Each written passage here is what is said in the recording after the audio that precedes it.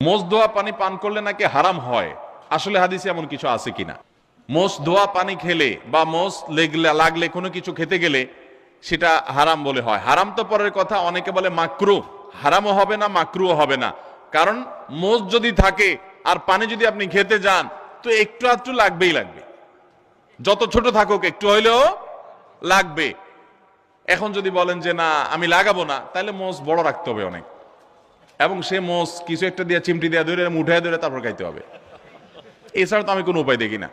কারণ যদি ছোট ছোট মোষ হয়, পানি খাবে না, লাগবে না, তাহলে ঠোঁট ধরে উঠে রাখতে হবে। তাহলে বোঝা গেল এটা ভুয়া, ভিত্তিহীন কথা।